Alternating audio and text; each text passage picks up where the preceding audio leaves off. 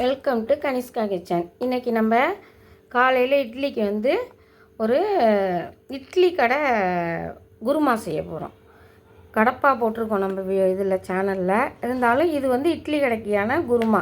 இந்த குருமா எப்படி வைக்கிறதுங்கிறத பார்ப்போம் வாங்க. ஒரு தேங்காய் வேணும். இதுக்கான மசாலா தான் நம்ம போடணும், வேறு ஒன்றும் கிடையாது. நம்ம எப்படி செய்கிறதுன்னு பார்ப்போம். இப்போ இதில் 4 பச்சை மிளகா கீனி வச்சுருக்கேன். அந்த உருளைக்கிழங்கு அரிஞ்சு வச்சாச்சு, தக்காளி அரிஞ்சு வச்சு. இப்போ இதை நம்ம குக்கரில் போட்டு ஒரு விசில் விட்டுக்குவோம். தேவையான வெங்காயமும் போட்டுக்குவோம்.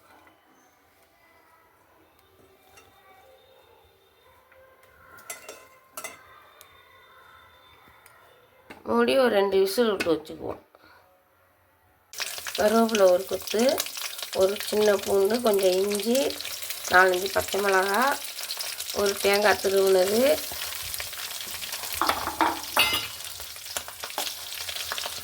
பெருஞ்சீரகம், 4 கிராம்பு, பட்டை, பூ, ஒரு 3 ஸ்பூனு பொட்டுக்கடலை. இந்த குருமாவுக்கான மசாலா இது.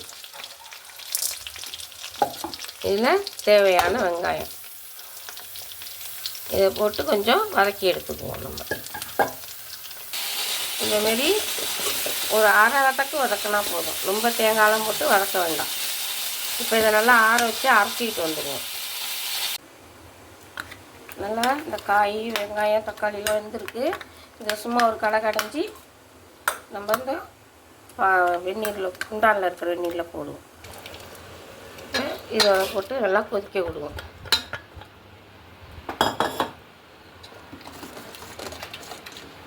இப்போ நம்ம மசாலாவை அரைச்சி ஊற்றிக்குவோம்.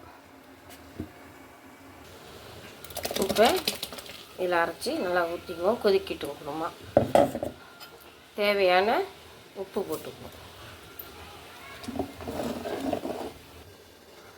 இதில் வந்து ஒரு கரண்டி இட்லி மாவு கலந்துக்கணும். இது எதுக்காகனா டேஸ்ட்டுக்காக தான் கலக்கிறோம்.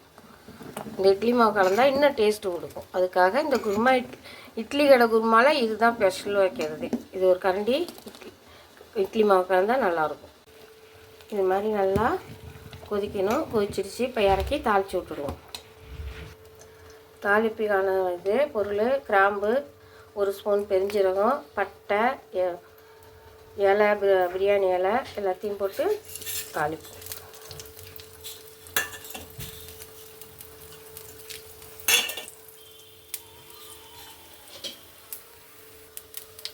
நல்லா பெருஞ்சீரகம் பொரிஞ்சிருச்சு. கருவேப்பிலை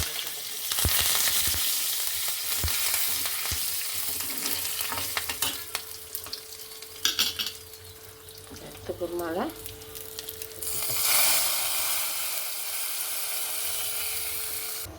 இங்கே இட்லியும் ரெடி ஆகிட்டு, இதை இட்லி எடுத்து இது பண்ணிக்குவோம். சால்ச்சதில் மல்லித்தலை தூவி ஒரு கலக்கிக்குவோம்.